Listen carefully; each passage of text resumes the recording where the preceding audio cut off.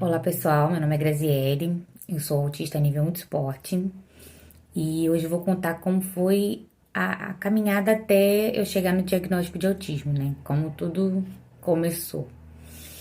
Eu comecei a sentir umas dormências em alguns pontos do corpo, senti assim, alguns pontos dormentes, mas pensei, eu tô com problema de circulação, vou no médico, marquei um médico, um clínico geral, uma mulher na verdade. E eu entrei e falei, olha, eu tô com umas dormências no corpo e tudo. Acho que eu até comentei, né? Falei, acho que eu tô com problema de circulação. E aí ela mediu pressão, ela escutou pulmão, uma ótima médica. E ela falou, olha, a sua pressão respiratória tá diferente da sua pressão cardíaca.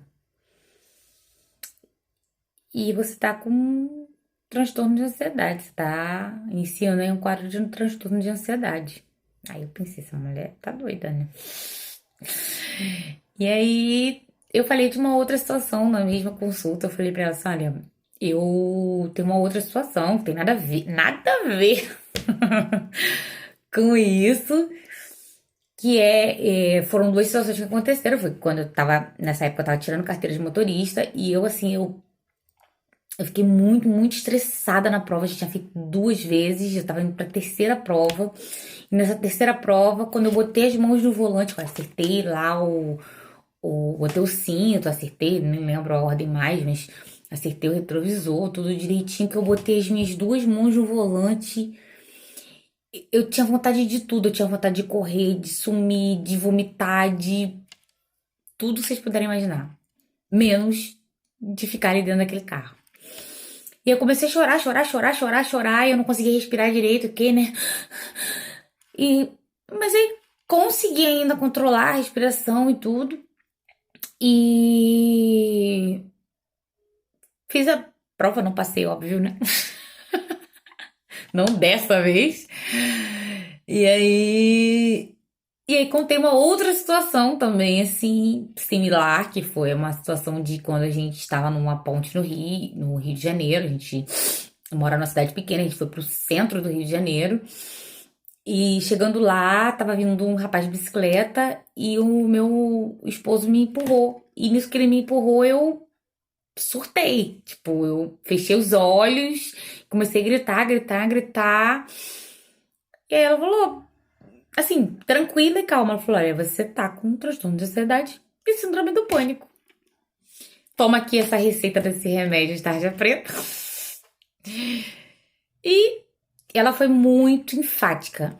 Faça terapia. Não adianta você tomar remédio se você não fizer terapia. Ela repetiu isso várias, várias e várias vezes. Faça terapia. Eu fiquei, como que eu vou fazer terapia? Fui ver terapia, R$ 100 a consulta. Ganhava merreca. Como que eu vou pagar a terapia, as contas, a carteira, né, que eu tava tirando, e ainda o psiquiatra, o neuro, porque automaticamente quando vem a terapia, vem tudo junto. Eu falei, cara, o que que eu vou fazer? Fui, fui pro CAPS. Cheguei no CAPS, minha cara, né? A menina olhou pra mim e falou assim: não, você. Não, você não é aqui não. Você é no ambulatorial. E assim, era a minha última. Eu não aguentava mais, eu tava segurando, eu tava assim, já não conseguia mais escutar as pessoas. Eu tava num nível assim de ansiedade absurdo. Só que eu não tinha tido nenhuma crise grave de ansiedade ainda. E aí ela falou assim: não, você vai lá no ambulatório, você marca lá e tal. Quando ela falou isso, eu comecei a chorar, chorar, chorar, chorar, chorar, chorar, chorar, chorar. Eu falei, calma, eu vou marcar. Marcou. Só que, tipo assim, marcou um mês depois. E aí eu fui pra casa, mas já tava marcado e tal, né? E aí eu continuei sentindo aquelas leves dormências, mas, tipo, eu saí de lá no consultório da médica, tipo, o que que é ansiedade, meu? O que que é ansiedade? Pra mim, ansiedade era querer alguma coisa logo. Ai, eu tô muito ansiosa pra aquela viagem. Ai, tô muito ansiosa pra. Tipo, não tinha noção do que era ansiedade. O que que é ansiedade? E aí comecei a pesquisar, pesquisar, pesquisar, pesquisar, ler, pesquisar. E aí eu comecei a sentir muito enjoo. Eu ia trabalhar, eu ia pros lugares, eu sentia muito enjoo, eu chorava muito. Até que um belo dia eu fui trabalhar, aconteceu uma situação no trabalho. E tipo assim, era o que faltava, né, pra eu explodir. E eu, assim, eu comecei a chorar, chorar, chorar, chorar, chorar, chorar, chorar. E aí me encostavam, né? Me encostavam e aquilo me incomodava, mas eu não sabia por quê. Eu também não conseguia falar, eu tava tão talada, tão. Eu tava tão acostumada a não dizer o que eu achava, o que eu pensava, ia ser, tentar ser. Tentar, porque eu não. A gente não conseguia, né? Mas eu tava. Nesses 3 anos que eu tava lá, ia fazer 3 anos ainda, eu me acostumei a fazer o que todo mundo fazia, porque eu sempre fui muito brava, muito explosiva, muito briguenta. E eu falei, caraca, eu vou trabalhar nesse lugar com todo mundo, o resto da vida, eu tenho que ser calma, eu tenho que ser tranquila, eu tenho que segurar.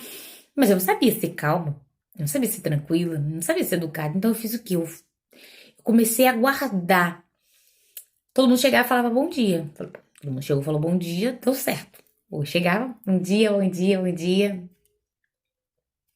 Não vejo sentido nesse cumprimento, mas eu falava bom dia. É, E aí todo mundo escutava e eu comecei a escutar. E todo mundo falava o que queria, mas eu não conseguia, porque se eu falasse o que eu pensava, eu ia causar uma situação, problema. Eu ia arrumar um problema com aquelas pessoas, ia ser rude, ia ser mal educada, ia ser. Que eu sempre fui considerada assim, fulana é arrogante, é ignorante, é mal educada, e aí mimada, é fresca. E aí eu só ouvia, me concordava, balançava a cabeça. Aí as pessoas começaram a vir cada vez mais. Só que, tipo, não dá pra você ficar fingindo a vida toda que você é uma coisa que você não é. Não tem como.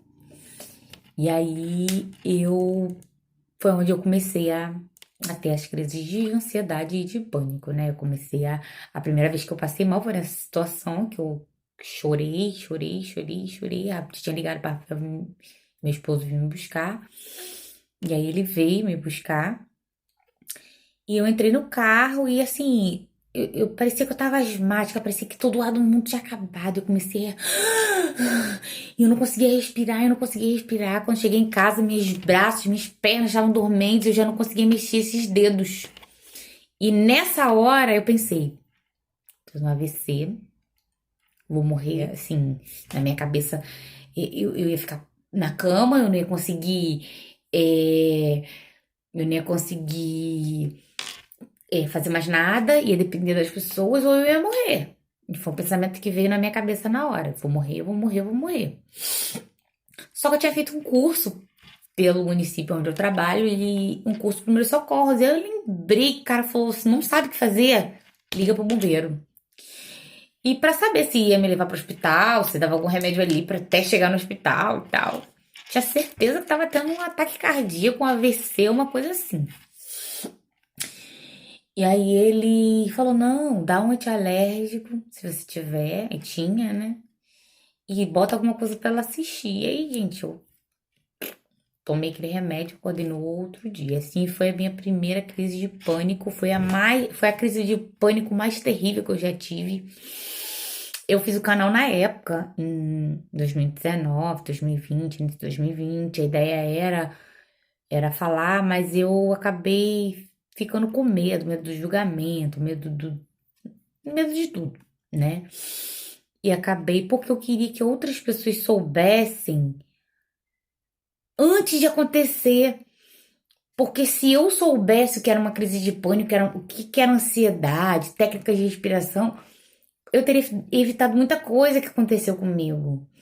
E assim, eu cheguei no local onde eu trabalhava e fui falar com uma pessoa amiga, amigona, uma pessoa maravilhosa, assim. Eu falei, olha, você fica de olho em mim porque eu tô tomando remédio, tarja preta, cochichando, né? Porque é um segredo, assim, absurdo. E eu tô preocupada, né, de ficar muito agressiva. E aí a pessoa, calma, Grazi. Eu também tenho transtorno de ansiedade, também tomo remédio, também faço tratamento psiquiátrico. Fica tranquila. E eu fiquei olhando pra cara dela assim, tipo, deu. Imagina se ela tivesse falado isso e eu soubesse. Se outras pessoas falassem disso e eu soubesse, olha quanta coisa teria sido evitada, né? Então, assim, eu não tinha noção do que era uma crise de ansiedade. E é, já tem 10 minutos, mais de 10 minutos, eu ia falar os segundos, que são muito específicos. Eu vou tentar gravar pelo menos um vídeo por semana e contando como é que foi essa trajetória aí de descobrir o autismo, né? No caso aí eu tô contando nesse primeiro vídeo como que se deu o diagnóstico de ansiedade, o que eu fiz. Vou contar mais sobre, né, a terapia e as questões, né, que me levaram, né, os sinais que levaram, né, ao terapeuta a descobrir que eu tenho autismo, porque até então sabia que tinha uma desregulação emocional, que tinha uma dificuldade ali, mas não sabia exatamente o que, por quê, o que era. E aos pouquinhos eu vou falando, eu vou tentar aí deixar um vídeo por semana no canal.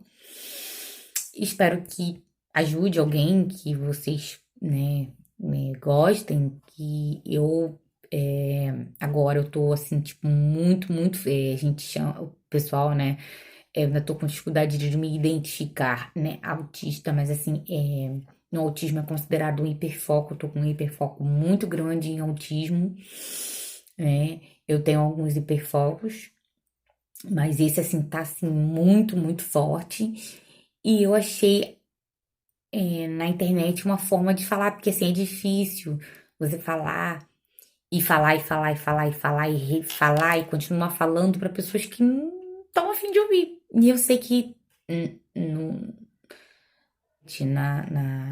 no mundo, né, existem outras pessoas passando pela mesma situação, pessoas que gostariam de saber, né, mais sobre o assunto, que muitas vezes talvez vão se identificar. E que estejam interessadas em saber sobre autismo, sobre ansiedade, sobre depressão, que eu já passei pela depressão. É, é isso. Até o próximo vídeo e não tô acostumada com isso, mas vou tentar.